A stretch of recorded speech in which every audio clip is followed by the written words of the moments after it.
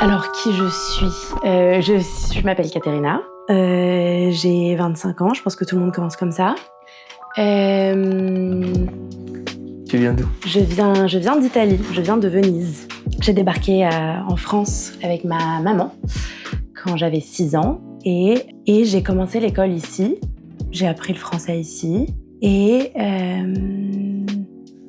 mon rapport au sport... C'est quoi ton premier sport et comment? Est-ce que tu as commencé par la danse? Ouais, je crois que oui. Je crois que c'est voir probablement avec ma mère, la seule chose que j'ai pu apporter d'Italie avec moi. J'ai commencé à danser quand j'étais toute petite à Venise. J'avais fait des cours, tu sais, les cours pour les enfants.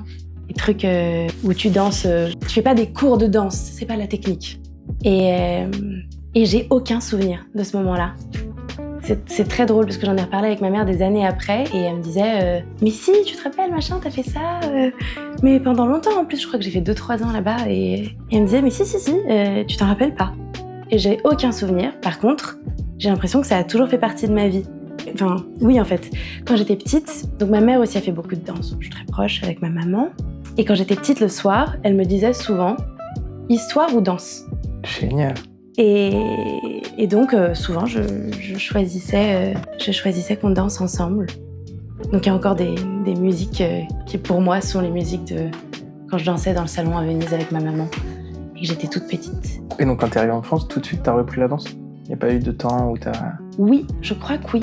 Et je pense il doit y avoir eu une année ou de battement où j'apprenais le français, où je me réadaptais un peu à tout, mais je crois que la rentrée de mes 7 ans, donc peut-être en fait 6 mois, vu que je suis arrivée ici en décembre 2006, donc j'avais 6 ans tout juste, et je pense qu'en septembre 2007, j'ai repris la danse, et j'ai repris au conservatoire. Donc c'était une autre façon de danser, c'était plus académique. Mais c'était génial, je suis tombée sur une prof incroyable, qui s'appelle Anne. Après, t'en as fait combien de temps? J'en ai fait combien de temps? Je pense, j'avais calculé à un moment, de mes 7 ans à mes 19-20, donc ça fait beaucoup. Ouais. Sachant que du coup j'ai commencé toute petite apparemment, même si je m'en rappelle pas. Donc je pense à peu près, plus ou moins 15 ans. Et donc t'as arrêté? Et donc j'ai arrêté. Pourquoi? Parce que j'ai décidé d'entrer en médecine. Bon, je le savais avant, mais quand j'ai décidé de faire mon parcours académique un peu particulier, où en gros, pour la faire simple, j'ai pas suivi la ligne directrice, la voie d'honneur pour entrer en médecine. Et j'ai fait un peu à ma sauce et ça a complexifié le chemin. Et du coup, j'ai dû faire une mise à niveau scientifique après mon bac. Et pendant cette mise à niveau scientifique, j'étais à la fac d'Orsay-Ville, sur le plateau de Saclay. Et là-bas, du coup, j'habitais là-bas pendant 1 an. Et j'avais plus accès à des cours de danse. Avec mes profs, avec le niveau que je connaissais, etc. J'ai fait que du classique dans ma vie. Même si les différents profs que j'ai eus ont eu des façons différentes d'appréhender le mouvement et la forme artistique que peut prendre le mouvement. Et du coup, bon, tous avaient une formation classique, c'est toutes des femmes, toutes avaient une formation classique, mais toutes n'avaient pas la même façon de voir le classique. Certaines étaient très académiques, très techniques, ça m'allait beaucoup moins, et d'autres étaient plus dans le contact avec son corps, la perception du corps quand tu danses. Et donc, vu que la technique était moins rigide, on transitionnait facilement vers d'autres styles de danse. On a fait du contemporain aussi. Mais sur le papier, j'ai fait que du classique. Et donc là, je suis arrivée à Orsay, première année post-bac, et j'avais pas vraiment moyen de danser au niveau auquel j'étais habituée moi. C'est pas pour me la péter, mais j'avais un bon niveau. Et du coup, c'était assez frustrant. J'ai réussi à trouver un cours qui était fait par la fac, enfin proposé par la fac. La prof était très gentille, mais il y avait un peu plein de niveaux ensemble. C'était le tout début du coup de mes cours de contemporain. Enfin, c'est là que j'ai fait un cours de contemporain. Et c'était assez chiant. C'était frustrant en fait. C'était hyper déstabilisant de ne pas être excellent comme avant, parce que du coup j'avais un peu de temps de battement entre la dernière fois que j'avais vraiment dansé à bon niveau et je pense qu'il y avait quelques mois quoi. Et donc reprendre avec un style de danse qui n'était pas le mien, un niveau qui n'était pas celui auquel j'étais habituée, et en plus tout le monde avait des niveaux différents dans la salle. On se connaissait pas aussi bien qu'avec les groupes que j'avais eu la chance de suivre en fait, puisque j'avais sauté une classe à la danse, mais j'avais quand même eu toujours un groupe plus ou moins. J'avais réussi à retrouver un groupe même quand j'avais sauté une classe. Et là, je sais pas, c'était déstabilisant, c'était un nouvel endroit, c'était des nouveaux trucs, et j'ai pas accroché.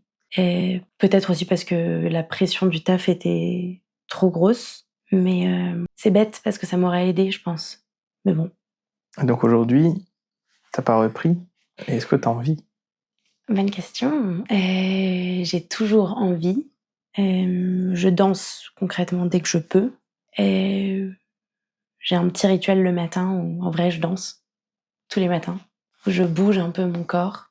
Parce que j'ai une ma prof, Anne, qui un jour nous a expliqué que tout le monde sait danser et c'est un truc que du coup je répète parfois à mes amis qui me disent qu'ils savent pas danser, que tout le monde sait danser, que marcher c'est danser. Et donc tout type de mouvement en fait c'est de la danse si l'intention y est posée en tant que danse. Donc parfois ce que je fais le matin c'est pas vraiment de la danse, mais l'intention est de danser. Donc ça va, ça ressemble.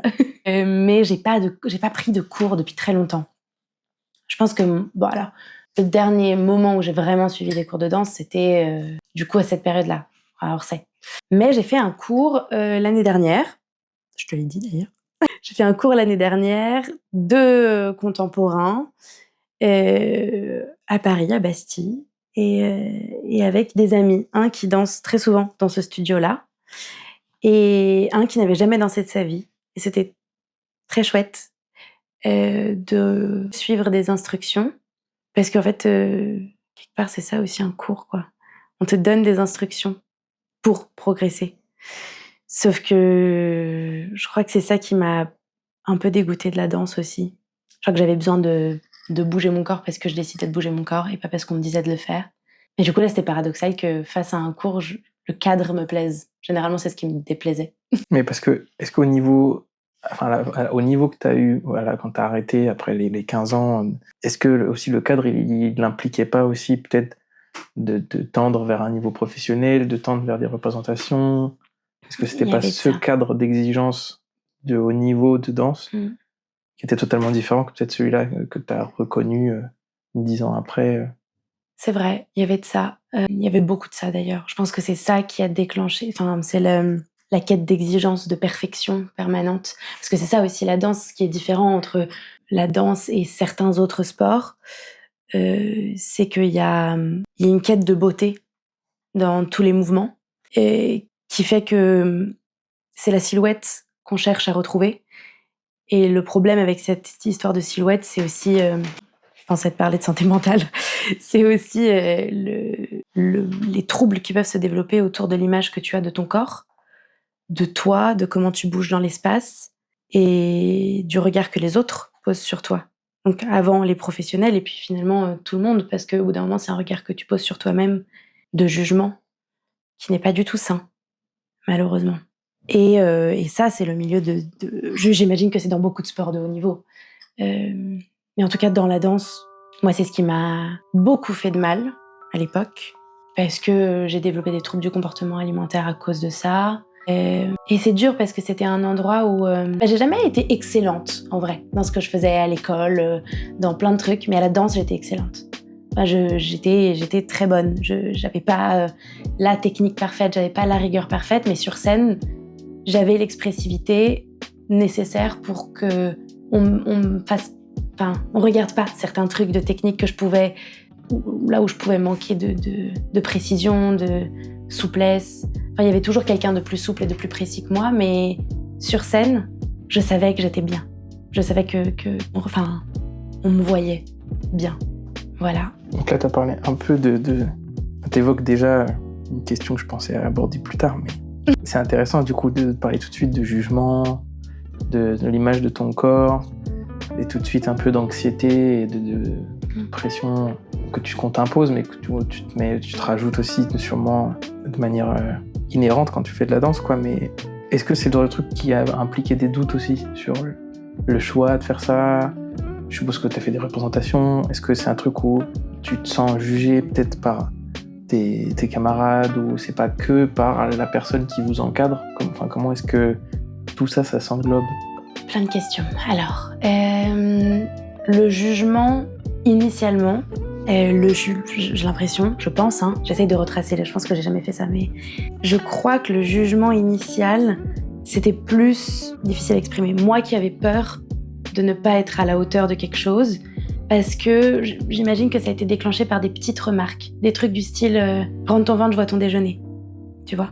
Et du coup, ce truc où, instinctivement, quand tu rentres dans la salle, tu regardes dans le miroir si on voit ton déjeuner ou pas.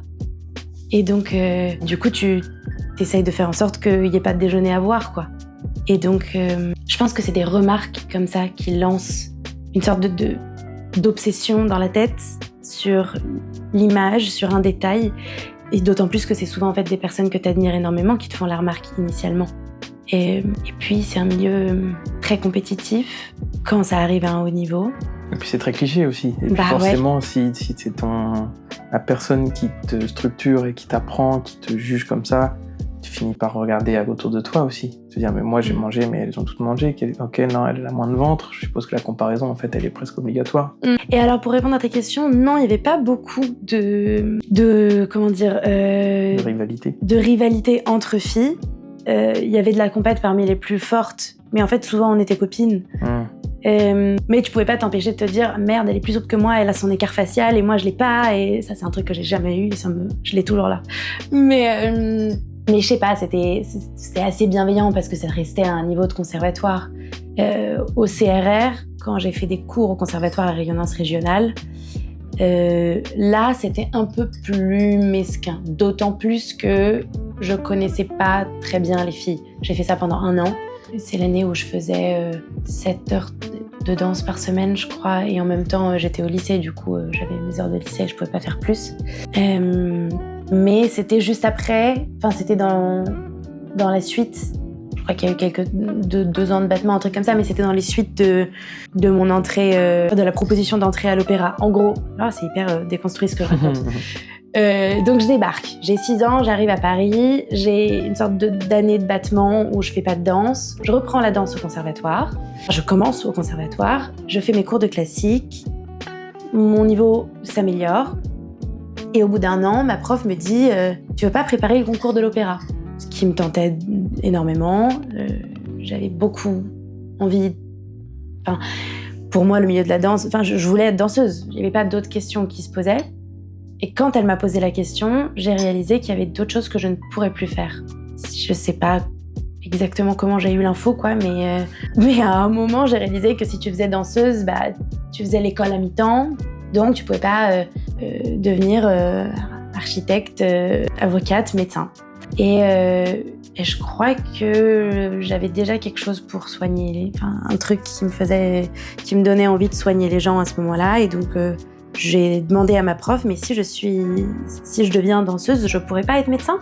Et elle m'a dit, non, pas trop. Et du coup, je crois qu'à ce moment-là, je lui ai dit que je préférais me laisser du temps pour réfléchir. Sauf qu'en fait, t'as pas le temps. Parce que pour entrer à l'opéra, il y a des deadlines au niveau âge de la personne. Et déjà, 8 ans, c'était un peu tard, je crois. Enfin, je sais plus exactement, mais elle m'a dit, bon, tu peux réfléchir un peu, mais pas beaucoup, quoi. D'autant plus que la préparation, c'est beaucoup plus intense que ce qu'on fait là. Et je crois que je l'ai un peu déçue, finalement, quand je lui ai dit non. Mais j'aimais beaucoup la danse, et il y avait toujours une part de moi qui pensait de faire ça à niveau pro, mais juste pas opéra. D'où le CRR. Parce que le conservatoire à rayonnance régionale, c'est de ce qu'on m'a vendu, en tout cas, le niveau juste en dessous de l'opéra. Ça prépare les futurs corps de ballet des grandes compagnies, ça prépare les futurs profs des grandes compagnies. Et donc, j'ai fait des cours là-bas. Là, il y avait un peu plus de compète. Là, tu sentais que c'était pas là pour rigoler. Et j'ai fait un concours et j'en fais encore des cauchemars. À ce point. Ouais. Mais j'aime pas la comparaison, j'aime pas la compète. En fait, c'est pas là que je suis forte. Et c'est facile à dire, mais je pense un peu comme tout le monde, mais je suis forte quand je m'éclate, quoi. Quand je fais des trucs que j'aime. Et là, moi, ce que j'aimais le plus dans la danse, c'était le mouvement pour le mouvement, ou alors la scène. Mais alors les cours à la barre, les exercices, les trucs, technique, ce qui m'intéressait, c'était un peu le côté passer outre la douleur. Ça, c'était hyper intéressant. Mais sinon, le cours pour le cours, moi, j'attendais le spectacle toute l'année, quoi. Parce que tu dis que ton kiff, c'était de te faire kiffer. Il y a beaucoup de gens qui adorent se challenger, se faire de la compétition. Ah oui, c'est vrai. Et donc, je pense qu'il y en a dans la danse qui vont tendre vers ça. Et donc, du coup, toi, c'était quoi ta relation à la danse? Parce que ce kiff-là, t'allais le chercher, mais sur scène, ou justement, quand tu te laissais ce cadre d'expression, c'est quoi la relation que t'éprouves vis-à-vis de cette discipline dans ces moments-là? J'avais l'impression que je pouvais montrer quelque chose de moi que j'arrive pas à exprimer avec les mots. Parce que la danse, c'est une langue à part entière, pour moi. En tout cas, c'était un de mes moyens d'expression. Et réussir à le montrer sur scène, c'était quelque part, je vous récite une pièce de théâtre parce que je joue un rôle qui n'est pas le mien, mais c'est mon corps. Et j'ai pas besoin de dire quoi que ce soit pour que vous compreniez ce que je veux dire. Il y a des gestes en danse je touche le micro, qui disent ça, c'est je t'aime. Il y en a plein qui sont très expressifs et que tu comprends sur scène quand tu vois les gens danser sans qu'ils aient rien à dire. Ça, je trouve ça fascinant. Et puis, il y avait la perception de tous les muscles, découvrir des zones de ton corps que tu ne sais pas qui existent. Savoir que quand tu bouges ton bras, il y a un truc dans le détail de... Je sais pas, enfin, c'est avoir l'impression que le corps tel qu'il est, peut-être que ça s'ancre aussi à ma façon de voir la médecine, mais en gros, il n'est pas immuable, quoi. Il y a un truc où j'avais une prof qui venait derrière nous et qui attrapait le haut de notre tête, là, de notre crâne, qui prenait un cheveu, là, et qui juste nous tirait un tout petit peu et disait « Imagine qu'il y a un fil qui passe à l'intérieur de ta colonne vertébrale et grandis-toi. Fais de l'espace entre tes vertèbres. Anatomiquement impossible. » Vraiment. C'est l'image que tu dois avoir. Mais l'image est folle et tu grandis. Tu vois ton reflet et tu grandis dans le miroir. Enfin, c'est fou, quoi. C'est fou de se dire que tu peux avoir une maîtrise de ton corps telle que tu sens tous les muscles, tu sens. C'était dingue. Et ça, c'était dingue sur pointe aussi. Les pointes, c'était incroyable. Ça faisait mal au yep, par contre. C'est marrant parce que du coup, j'allais te demander vraiment ce que c'est pour toi la définition, tu vois, de la danse entre un sport, un art ou une discipline à part entière. En fait, j'ai l'impression que c'est tout en même temps, genre. Parce que tu parles de mouvement, tu parles d'expression, tu parles de corps. Donc j'ai l'impression que c'est un mélange de tout, en fait. Et j'aurais pensé à quelque chose de plus défini, tu vois, de plus strict. Donc c'est un peu fou. On dirait que c'est un échappatoire, en fait, un peu, pour toi. Complètement. Et je pense que c'est pour ça que ça me manque beaucoup. C'est quoi ton meilleur souvenir? De danse? Ouais, marche bien. Super. C'est pas facile, mon meilleur souvenir de danse. J'en ai plein. Oh là là. Je pense que j'aimais particulièrement la frénésie dans les coulisses avant le spectacle. Je pense que c'est ce que j'aimais le plus, même si j'adorais la scène et que j'ai des très bons souvenirs sur scène. D'ailleurs, tu m'as posé la question, le premier truc que j'ai pensé, c'est j'avais une scène, un moment où je devais entrer en arabesque sur une trottinette. Parce qu'il fallait qu'il y ait un mouvement où je traverse la salle et on faisait une revisitation de Roméo et Juliette version on a 10 ans quoi et on est au conservatoire et on a 15 minutes et je devais entrer en arabesque sur cette trottinette et à la répétition générale, grande répète, je me casse la gueule mais genre vraiment je tombe sur les chaises du premier rang et je me dis bon au moins je l'ai fait à la répète et je le ferai pas sur scène, enfin à l'instant T. Donc ça, c'est une scène à laquelle j'ai pensé. Et en fait, je crois que c'est ça qui était bien dans le moment répète, dans le moment coulisses. C'est on est tous ensemble, il y a une frénésie, il y a quelque chose. Et je savais qu'à la fin, en plus, ma mère viendrait me voir et m'apporterait un bouquet. Parce que c'était la tradition, elle m'apportait toujours un bouquet. Avec des roses, toujours les mêmes, qui s'appellent Espérance. Elles ont vraiment ce nom, je trouve ça très joli. Mais il y avait ça, oui. Je crois que c'était quand t'es un peu plus grande et que c'est pas tes premiers spectacles, mais tu restes un enfant et t'aides les plus petites à se maquiller, à se préparer, à remettre leur tutu, à remettre leur costume. Ça, j'aimais bien. C'était chouette. Tu parles encore de ta maman, là, elle est trop présente. Enfin, elle est trop présente. Elle est très présente dans ta vie. Elle est trop parfois, mais elle est très présente dans ma vie. Et tu disais qu'elle avait dansé aussi. Bah oui, je pense que j'en parle beaucoup là aussi parce que c'est... Elle a dansé beaucoup. C'était un haut niveau. Qu'est-ce que c'était, elle, son expérience dans la danse? Qu'est-ce qu'elle t'a transmis, en fait? Elle a dansé aussi 15 ans. C'est marrant, hein. Elle s'est arrêtée en arrivant à la fac, à peu près. Non, je crois un peu après, mais pas beaucoup. Et elle a fait... j'avais oublié que j'avais fait des stages l'été. Ça, c'est parmi mes meilleurs souvenirs de danse aussi. Parce que tu pousses ton corps tellement loin que tu te réveilles le matin et t'es plein de courbatures et t'arrives plus à bouger un orteil et tu te dis je vais jamais réussir à sortir de ce lit. Et ensuite, le soir, tu vas te coucher et tu te rends compte qu'en fait, t'as passé ta journée à mobiliser ce corps plein d'acide lactique et tout endolori et t'es en mode...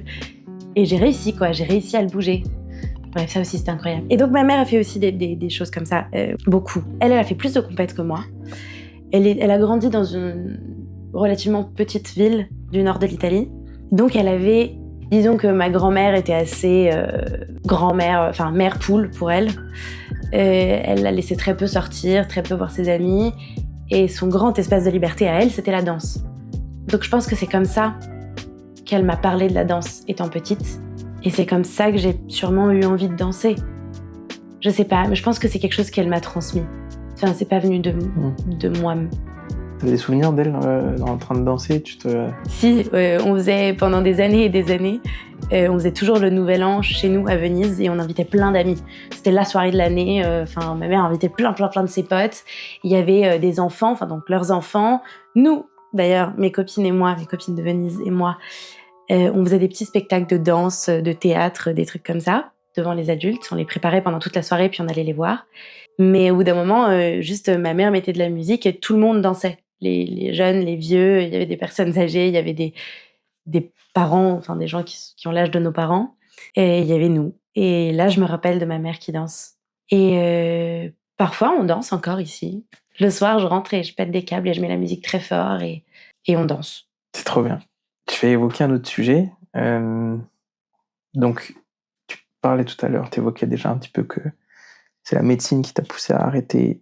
Enfin, c'est tes envies d'aider les gens et ton ambition de faire de la médecine qui t'a poussé à arrêter la danse. Mais pourquoi cette envie? Enfin, d'où te vient cette envie et pourquoi la médecine? Et est-ce que tu as l'impression qu'il y a un peu un lien entre cette manière que tu as eu d'exprimer les choses de ton esprit, ton corps et la médecine? Déjà, quel est le lien que toi tu trouves? Et après, une question un peu secondaire sur le lien que moi je vois. Quel lien je vois entre la danse et la médecine? Et pourquoi médecine? J'ai plus les cheveux longs. Je me suis dit, attends, si c'est devant le micro, c'est capable. Les réflexes. Alors, pourquoi médecine? Je pense que c'est assez commun. Mais j'ai eu besoin, je crois, de me sentir utile. Et j'ai été... Attends, je se passe. Qu'est-ce que tu m'as fait, toi? Tu dois la brancher? Ça se recharge, peut-être. Bah non, j'ai de la batterie et tout. Ok, étrange. Pourquoi médecine? Ce besoin d'aider. Ce besoin de se sentir utile. Je pense que c'est un mix entre un besoin d'être utile et un besoin de comprendre. Je crois que j'ai été pas mal frustrée de ne pas comprendre plein de choses étant petite. Et ça fait sûrement écho à plein de choses de ma vie, mais je pense que je me suis dit à un moment qu'il fallait que j'ai plus d'outils pour comprendre et que ces outils me permettent de faire du bien. Et je crois que c'est la danse qui m'a dit « mais tiens, va voir du côté de la médecine » parce que finalement, je l'ai toujours, je crois, moi, vu comme une forme de langage, mais aussi sans oublier que ce langage se base sur le corps, quoi.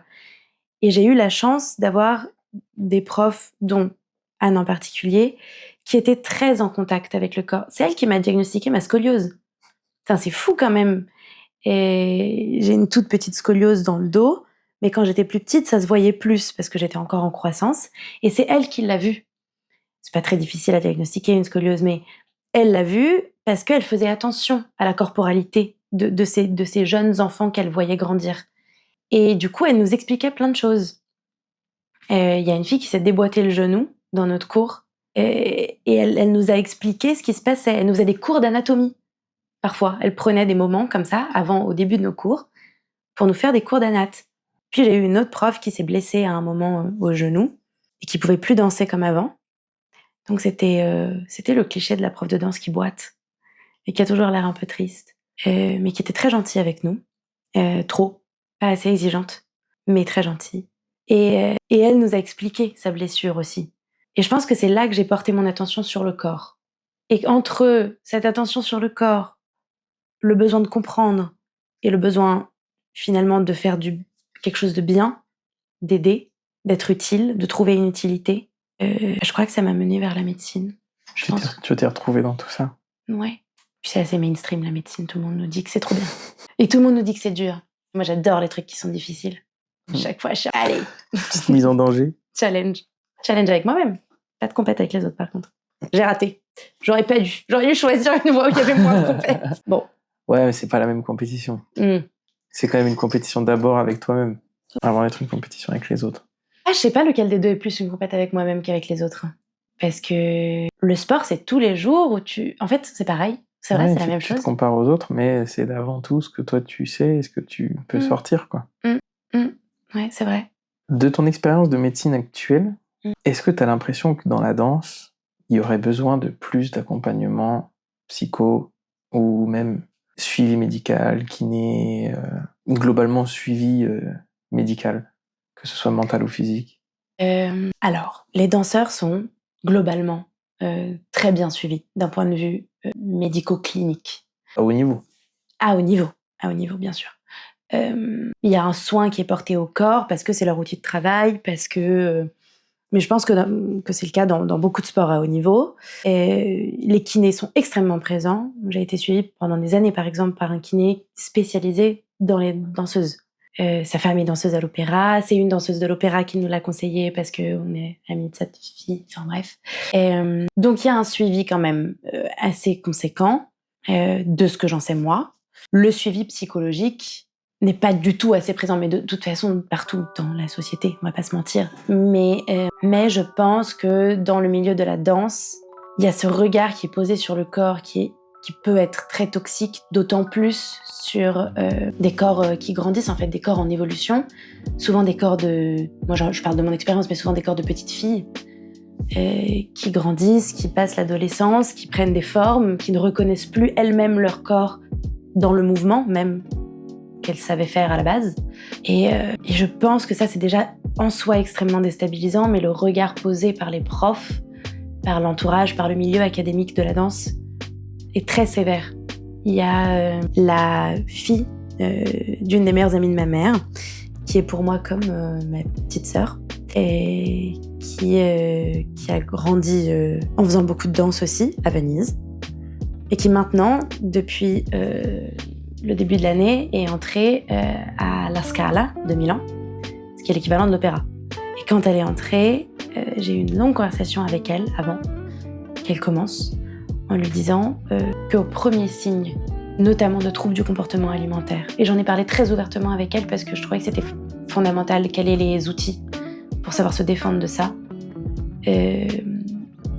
Au premier signe de ça, au premier signe d'anxiété qui impacte son physique, de quelque chose où elle sentait, parce qu'on a un instinct sur ces trucs-là, où elle sentait qu'il y avait quelque chose qui était au-delà de ce que son corps, son esprit pouvait tolérer, qu'elle fasse signe en fait à quelqu'un, à moi, à sa sœur, parce qu'elle a une sœur aussi, à ses parents, mais même à ses profs de danse, quoi, ou aux gens avec qui elle dansait, ses amis.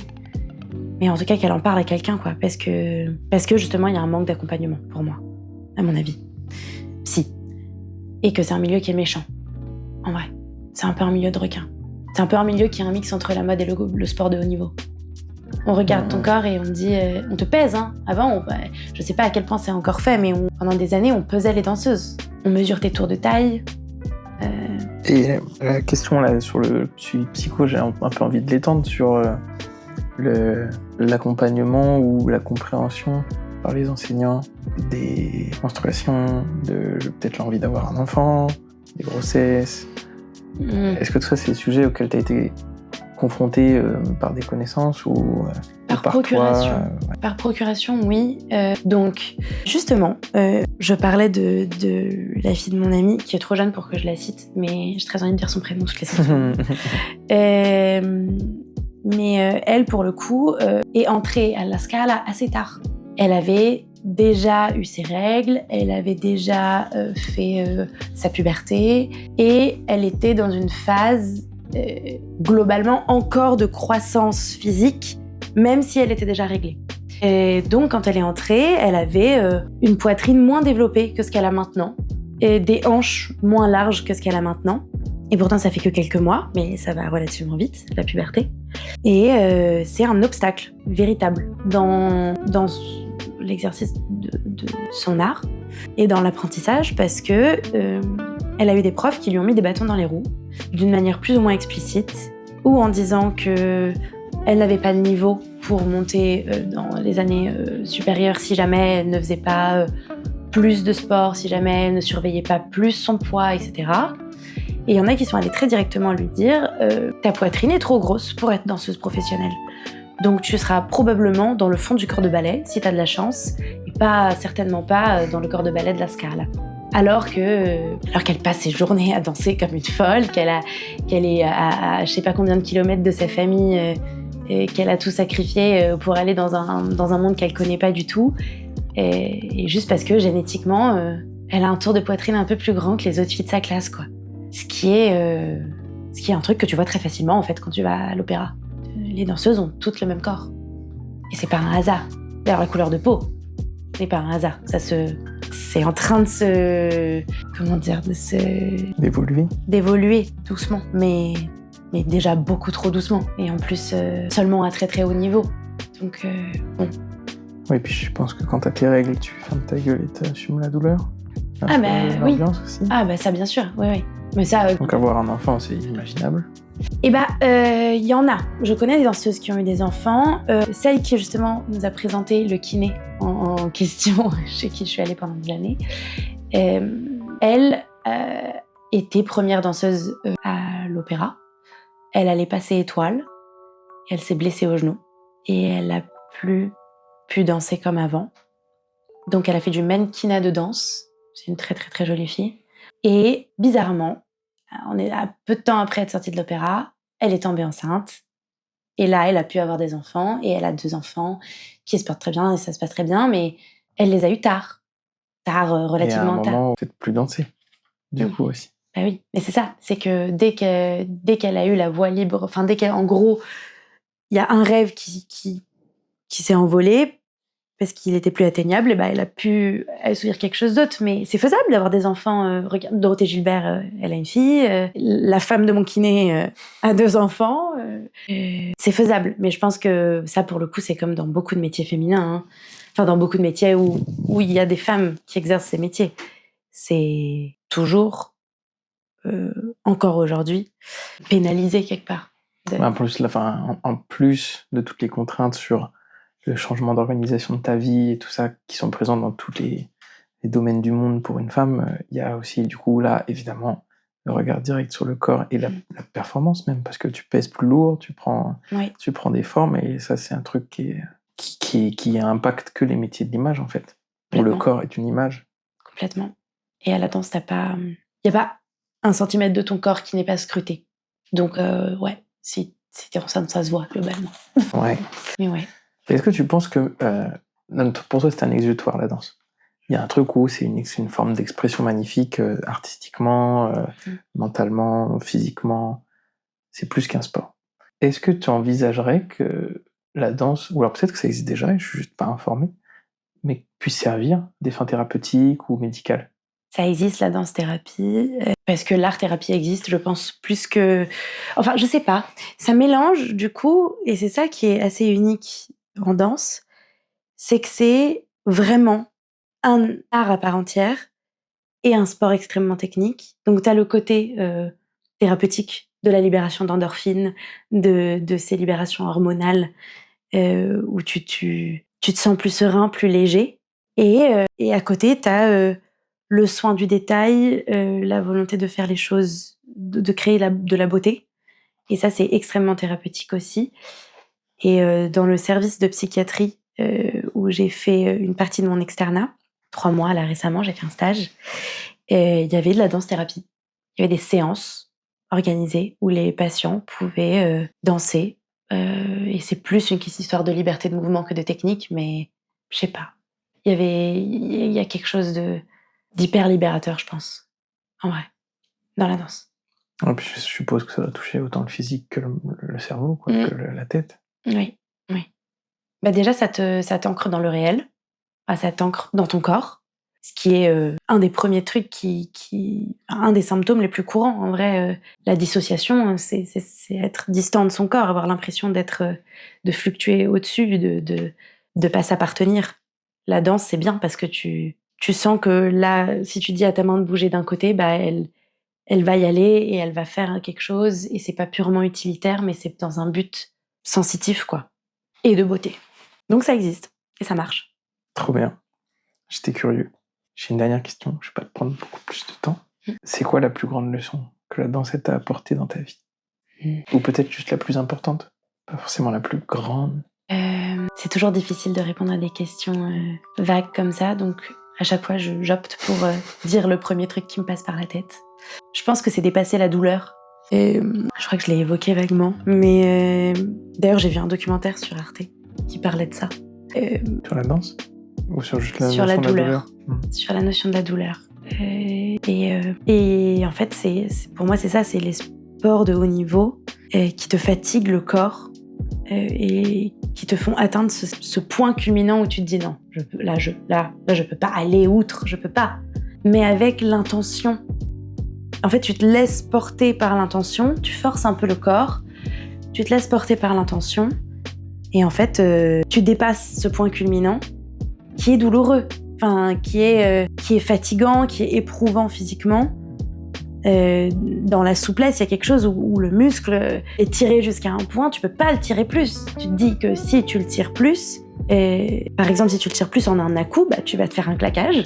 Si tu as la patience, et je pense que c'est ça que ça m'a appris en fait, la capacité de dépasser la douleur par la patience. T'attends, tu restes dans ta position, tu cherches à trouver des solutions dans ton corps, tu respires, et peu à peu, le muscle s'étend. Il y a quelque chose qui fonctionne de très physique et qui passe par le mental et qui fait que tu dépasses ce seuil, quoi. Et après, tu te dis, tiens, je l'ai fait et je pensais pas que c'était faisable. Voilà, je pense que c'est ça, je dirais. Alors, du coup, j'ai une autre question. Qu'est-ce que ce serait le conseil que tu donnerais à des jeunes gens qui voudraient commencer la danse? De le faire. Qui ont peur d'aller plus loin, peut-être même dans la danse. Déjà, de pas se dire qu'ils savent pas danser. De saisir la chance d'avoir jamais fait de la danse et de la découvrir. Parce que franchement, c'est tellement cliché, mais il y a des bouquins qu'on a envie de relire et des films qu'on a envie de revoir parce qu'on les a tellement aimés et qu'on aimerait bien les voir avec des yeux vierges de tout, quoi. Et la danse, moi j'aimerais bien redécouvrir la danse. Et c'est un putain de cadeau. Ça t'apprend tellement de choses sur toi, sur les autres, parce que j'ai pas parlé de ça, mais il y a toute une communication qui n'est pas juste à sens unique. Et dans la danse, il y a le contact avec les autres. Il y a une cohésion de groupe aussi qui se fait beaucoup. Dans le corps de ballet, dans les dialogues, dans les duos, dans les trucs, il y a quelque chose de très beau. C'est apprendre un nouveau langage. Donc, quel conseil, de pas avoir peur, quoi, de se lancer, de faire attention si ça dépasse le stade amateur. Mais bon, c'est souvent trop tard pour que ça dépasse le stade amateur. Voilà. Merci. Merci à toi.